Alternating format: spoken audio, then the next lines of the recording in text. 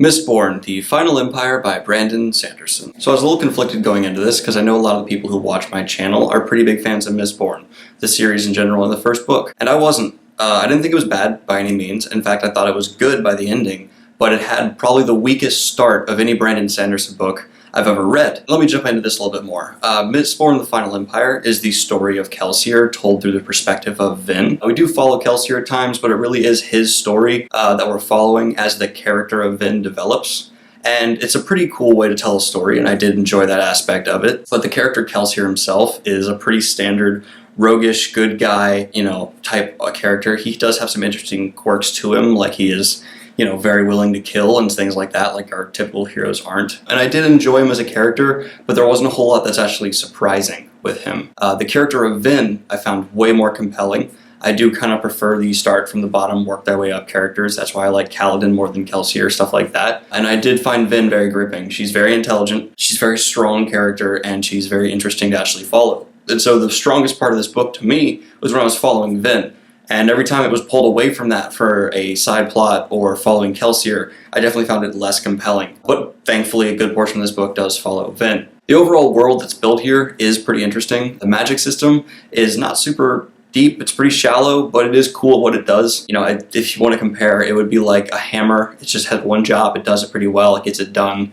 But then there's really deep magic systems like the Wheel of Time magic system or something like that, and that's, like a clock compared to this hammer. So there's not a whole lot to read into it, but it serves a purpose, and it does that purpose very well.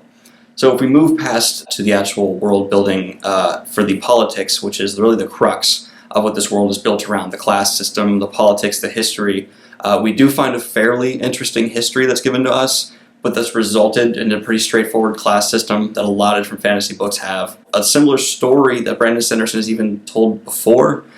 There were definitely echoes of Elantris in here, stuff like that, which isn't a bad thing. He can grow and learn, but I just wish I could say it was growth, because it feels about as deep, if maybe even a little more shallow, than those books that he's pulling from that he previously wrote. Really, the problem with Mistborn for me was the first 2/3 of the book really dragged and weren't super interesting, and it's why I actually picked up and put down the book before. But the last third I found to be wonderful.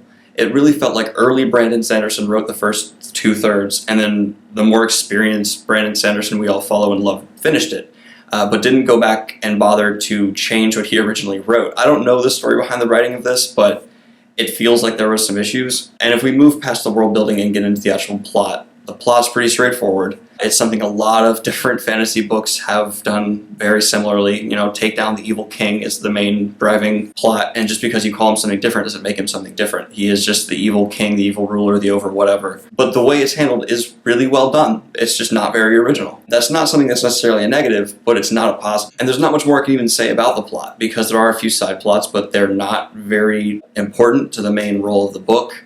And the main plot itself is just so straightforward. I'm feeling maybe like a strong 6 to a light 7 on it. Character development of Kelsier and Vin, as I already said, was pretty good, but all the other characters were pretty much just given brief descriptions of what they were, and then everything they did just fell into that description. There wasn't much development beyond that. So for character development in general, I'm feeling maybe a strong 6, nothing really beyond that. But going back to the world building, that's really I felt actually the strongest part of this book was, because it may sound like I said some negative things, but still Brandon Sanderson world building, he still did a good job at what he tried to accomplish. I just wish he had tried to accomplish more. So for the world building, I'm feeling a strong 8.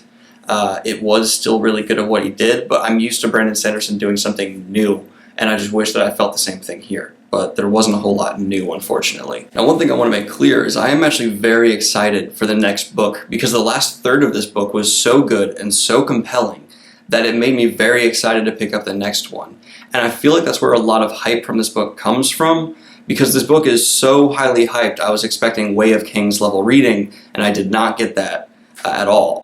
So I'm really looking forward to the next book, hoping the hype for the first book is actually met by the set content of the second book, because I don't think anyone could really fall in love with this book based off especially the first third of it, which is so exposition heavy and so much of just, information dumps. It just felt kind of lazy and like a beginning writer.